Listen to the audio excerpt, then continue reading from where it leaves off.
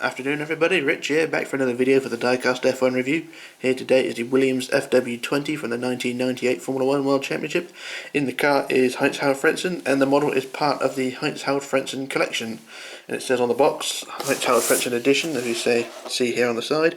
There's a return to the Minichamps models after Onyx had the rights to the Heinz Frentzen name for 1997, just 1 year actually. It was just as Heinz Frentzen joined the Williams team and Onyx jumped on the bandwagon and secured the rights to the name, so that's why my previous video, the FW19, the Frentzen model was just called the German driver, so that's why it was it's all part Onyx taking the rights to the name, and ending up with a blank helmet on the Minichamps model. Anyway, here's the 98 car in its grey box. I think it's meant to be silver, but of course it's being so old it is badly faded, so it's more, I don't know, grey, yellow. Well, it's yellowed quite badly, but the car inside's fine. Anyway, the 98 Williams, the FW20, the first Williams of the new era of Formula 1, the grooved tyres, narrow track chassis, and more narrow track wheels as well. Also in the rather garish red livery.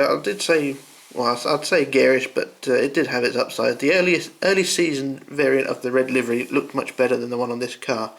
Minichamps really did shoot themselves in the foot when they released this model, because they could have released the early season livery with a lot more whites and a few more stripes, and in my opinion did look a bit more appealing. Had more white around the cockpit as well. But anyway, the car itself was a lemon as well. It was still successful, but it only beat Jordan in the Constructors' Championship by about 3 or 4 points, I think. Only third in the Constructors' Championship with, I think, 38 points.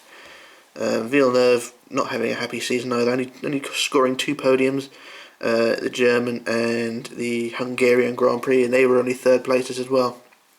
Heinz Frentzen having an even more dire season, only 1 podium, and that was at round 1 in Australia. The rest of the season was tidied off with unreliability, driver errors, and occasionally being knocked off the road by Michael Schumacher.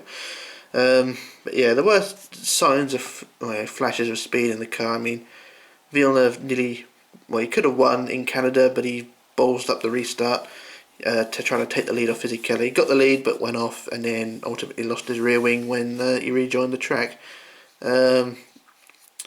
And also he had a pretty good start at the Belgian Grand Prix as well, or the first Belgian start before the pile-up, because he got up to 2nd place at the start and was attacking Hakkinen. Then the red flags were shown and the race pretty much went downhill from there. But yeah, it was not a happy season for Williams, using the year-old Renault engine, which was basically rebadged as Mechachrome. Well, Mechachrome made the engines anyway, but of course the Renault pulled out, so the Renault budget wasn't there, and the Renault name wasn't there, so just Mechachrome engines, the Mechachrome name on their old engines anyway. So that was it for 98, just an old engine. And the chassis wasn't much to speak of either. There was a lot of talk that the car was nothing more than an evolute or an update of their previous year's car, because Adrian Newey, who designed the previous few cars for Williams, had already left and gone to McLaren, and there was little input with the 98 car. And some say it was just a clear modification and basic upgrade of the 97 car, which is understandable, but going from a big rule change like that with a narrower chassis and grooved tyres, the idea wasn't going to work. But of course that's how it is. Right, now time to remove this car from the box. I'll do a quick jump cut and I shall return in just a moment. And so here we are with the car out of the box. In the viewfinder the car actually looks purple, but I assure you it is red. Very nice red it is as well. It is a nice colour scheme in my opinion, but in my opinion the early season version would have been nicer, but of course that's the way Minichamps work. The real difference between this version and the early season version is a lot more white around the cockpit, more stripes on a different style stripe along the side pod, and more whites along the side of the nose. They're the only things I can think of apart from that. And also, of course, it being a tobacco sponsored car, the tobacco livery had been removed and just replaced with a kangaroo, but never mind. Overall though, the model is very, very sturdy. Nothing's going to break off except the rear wing maybe, but it's a really sturdy model, very well made. There's no areas where things are just going to snap. The steering is very solid. Something about these early Minichamps models with their grooved tyres, the tyres do feel very tough, and they do feel really I'm sorry, it's not rubber, it's plasticky. They do feel really rough and really weird, but not a big issue. Quick look around this side, of course, looking on the side, got a Woody Woodpecker on the nose there, Woody Woodpecker written there. Of course, Woody Woodpecker on the side there. Quick look around the car. I've got the camera zoomed in a bit too far, I apologise. I'm trying to zoom it down a bit, there we go. Yeah, there's a look around the view, the exhaust pipe sticking out the top there, nice bit of detailing there. Of course, you've got the 4 grooves on the rear. Look around the diffuser.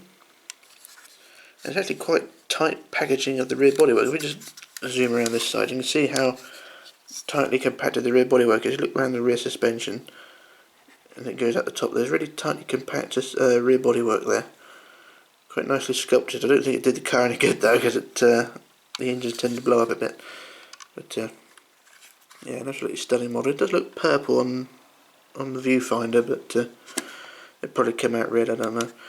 Anyway, this is of course I said it's a Heinz Frentzen version. The Villeneuve version does come in its own box as well, its own style of box. Part of the Villeneuve collection is basically a blue box. If you do see these cars in the traditional Minichamps model with black and white checkers, then that's clearly not the right box for the car. Then yeah, it's not the right box for that car. So these do have either a silver box for Frentzen or a blue box for Villeneuve. And of course the only difference between the Villeneuve version and this one is the number and the driver in the car. So we've got the number 2 on here for Frentzen. And Frentzen not really having a good year or a good time at all in Williams. Anyway, we're going to quick look in the cockpit. Usual thing here, a bit of detailing. A lot of detail on the steering wheel, nicely painted buttons, stickers as well.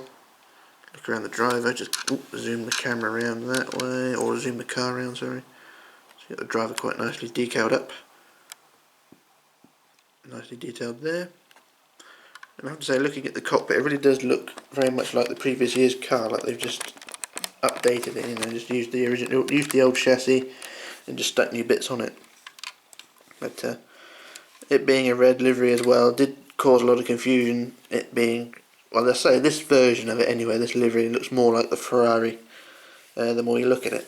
I remember Murray Walker saying that the Ferrari car that year looked nice and neat, and the Williams just looked like they shoved a load of names and logos into a cannon and fired it at the car, which is understandable. It's more tidy than the early season livery, which is, you know, looked a bit messy. I think Minichamps did release the early season version, but it was in 1/43 scale. So if you want the early season one to compare to this, then just look at the 1/43 scale model, and you'll see the difference in the liveries. The livery did evolve throughout the year as well. The windshield did stretch onto the dashboard a bit as well. So it sort of started out here and went right the way to the back there. So the windshield was quite a large logo on the car. It did look good, but it's just too much of a change for Williams, I think, because Williams is primarily blue or white as it is at the moment. So a red Williams really did break from tradition, and it really did look weird. And just looking back at it now, it's still strange. But the model itself is a stunner as well. There is a Mattel Hot Wheels version of this car as well, but it's just quite rare in this country. I think it's mainly for US and Australian market, and I haven't seen one up close, but it doesn't look too brilliant. But it being an early Mattel model, it's forgivable. I do have. I reviewed it before, the 98 Stuart, which was made by Mattel, and that's quite good, I think, in my opinion. The tyres are a bit of a letdown, but the rest of the car is quite good, it's quite well made. So I could be judging it just by the picture, but the 98 Williams by Mattel is open for discussion. I mean, I've never owned it, never been up close to it, so I'm not really sure what to judge. So if I can get hold of one, I'll try and do a comparison. But yeah, just one I'd like to have a good look at. Anyway, onto the plus side of the model. The strength of it is pretty good. I've already flexed the rear wing, which is a bit iffy, but it's not too bad. Front wing is pretty solid. The aerials on the nose or on top of the chassis are a bit wibbly, but understandable. The wing mirrors are quite well held on as well. The T-cam on the top of the chassis is one thing that tends to break off with any of these models, so finding one with those on is usually a bonus. The barge boards as well are quite well attached as well. They are, I think they're pegged in, or they're pegged in just at the top there, and then pegged into the chassis, or moulded into the chassis there. So they're moulded in one half and then pegged in on the other half. So they are sort of interbred into the chassis, or into the floor of the car anyway. So they're not going to break off, unlike some of the earlier models I've reviewed. I think the 96 Benetton had a perfect example of how flexy and ridiculously flimsy those barge balls can be, but on here they're pretty tough. I'm not sure if there's meant to be a sponsor logo on there either, but I'm not sure. Not much else I can say about it. I do like the logos on the front wing, the yellow Falk and Veltins logos on the front wing. It really does look quite snazzy, as opposed to being just red. And it really does look good if you look at it from that angle. And yeah, it does look pink in the viewfinder, but it'll probably come out recorded properly in red. I was hoping it wasn't going to come out this way. It sort of looks like the old the Williams from the old PS1 game, Formula 1 98. It just looked awful in that game. It was pink. I mean, if anyone had actually seen the car would know it was red. But Psygnosis, or whoever made the game, made it pink. Well, it was an awful game anyway, but you know, some things are just not forgivable. But yeah, this is a nice model. I would recommend buying it. Just do my usual thing. If you want to request a review, and I shall try and or just pick out a model and I'll see if I got it and I shall review it. Now, I've got a few ones coming up later on. I've got James Hunt's McLaren. It's not James Hunt in the car, but it's Jochen Maas's, James Hunt's teammate in the car, the McLaren M23 from 1976. Got that one. Also got the 1972 Lotus. Is it 72? It's 1973 Lotus, sorry, Lotus 72, driven by Emerson Fittipaldi. That's a recent purchase by me as well, so that's another one I'm going to review. The next review though today will be the Renault R29, which will be recorded straight after this one. Anyway, that's my review of the FW20. I will do the FW21 later on as well, the next car up from this one.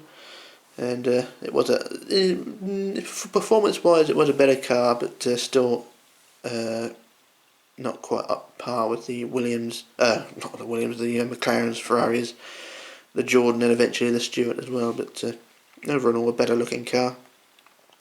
But anyway, that's the FW20. So that's it. Oh, quick other thing as well. This car was released in '99 as well as a promotional car. You will see the '99 car livery with this. Well, actually, this car with the '99 livery on it. And that's actually a show car, but they list it as the promotional car. You can buy it if you want to, add it to the collection, but it's basically something that never raced, something that was never seen in real life. I don't think the '98 car, the '99 livery. It's not one I'd recommend. So if you do see the promo car, just avoid it, because basically another Minichamps money spinner. But anyway, that's my opinion of that. So that's my opinion of this car anyway, and I do recommend buying it. Value wise, they don't tend to sell too expensively. They do see a lot of buy it now prices for ridiculous prices, buy it nows at ridiculous prices, I should say. But they do tend to sell for about £15–20, sometimes about up to maybe no higher than £50 at bidding prices. If you look at on eBay, that is. Anything more than that, then you're just being conned. But yeah, it's not a bad model. Well, it's a pretty good model, but the prices are pretty good. Anyway, that's my opinion, that's my review, and I shall return with another review later on. So, bye for now.